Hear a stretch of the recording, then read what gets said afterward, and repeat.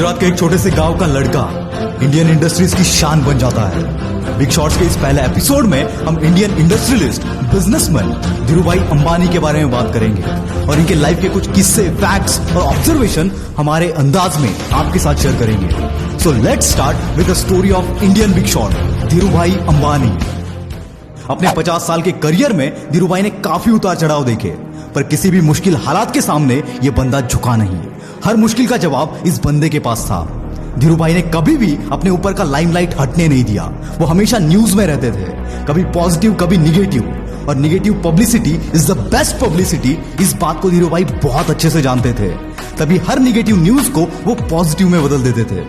जो अखबार धीरूभाई के बारे में निगेटिव न्यूज छापते थे, उन्हीं अखबारों में धीरूभाई सबसे ज्यादा एडवर्टाइज देते थे। मैंने तो ये भी सुना है कि अखबार के जिस पेज में रिलायंस या धीरूभाई के बारे में निगेटिव न्यूज होती थी, उसका अगला पूरा पेज रिलायंस की एडवर्टाइज से भरा होता था।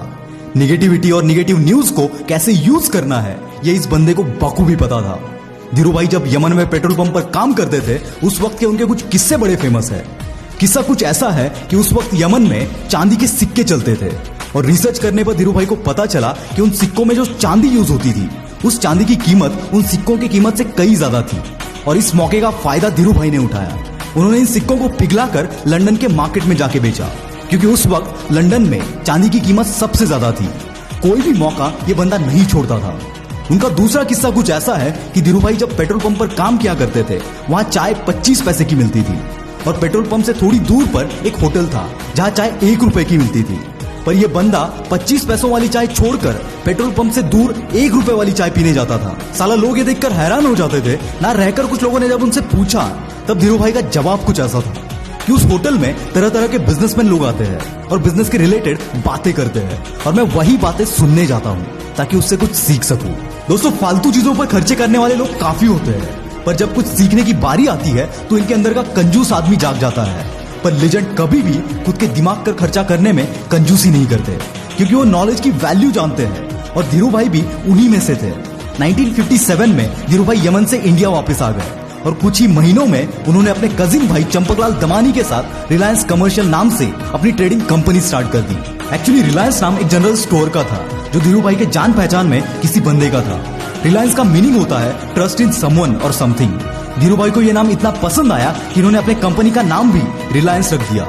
शुरुआत में रिलायंस मसालों की ट्रेडिंग करता था, पर कुछ ही महीनों में धीरूभाई ने टेक्सटाइल में भी एंट्री कर दी। शुरुआत से ही धीरूभाई का विजन बहुत बड़ा था। वो रफ्तार से अपनी कंपनी को बड़ा करना चाह रहे थे। यहाँ पर इनके पार्टनर की और इनकी सोच नहीं मिली, और इसी वजह से ये दोनों अलग हो गए। इसके बावजूद इन्होंने अपने रफ्तार को कभी कम नहीं होने दिया। धीरूभाई 1 साल तक लॉस में रहे, जब नरोडा में उन्होंने अपनी पहली टेक्सटाइल मिल खोली, पर फिर भी बंदे ने हार नहीं मानी और अलग अलग टेक्निक्स लगाकर अपना सेल 90 लाख तक पहुंचा दिया। तब उनका प्रॉफिट 13 लाख रुपए था, जो कि उस वक्त बहुत बड़ा अमाउंट था। और जब टेक्सटाइल इंडस्ट्री में धीरूभाई का हाथ बैठ गया, तब 1975 में इस बंदे ने अपना खुद का क्लोथिंग ब्रांड विमल लॉन्च कर दिया। इस ब्रांड के प्रमोशन के लिए धीरूभाई ने कई नए नए टेक्निक्स यूज किए। उन्होंने कई शहरों में अपने ब्रांड के फैशन शोज करवाए, और इसी वजह से विमल ब्रांड कई रिटेल शॉप्स पर बिकने लगा, जिसकी वजह से रिलायंस का नाम घर घर में लिया जा रहा था। दोस्तों, रिलायंस इंडिया की ऐसी कंपनी थी जिसने सबसे पहले अपना आईपीओ निकाला था। उस वक्त लोगों को स्टॉक मार्केट के बारे में इतना कुछ जानकारी नहीं था, पर धीरूभाई का इमेज मार्केट में इतना तगड़ा था कि बस धीरूभाई का नाम सुनकर रिलायंस के आईपीओ में 58,000 इन्वेस्टर्स ने अपना पैसा इन्वेस्ट किया, और इसी की वजह से रिलायंस रैपिडली ग्रो कर पाया।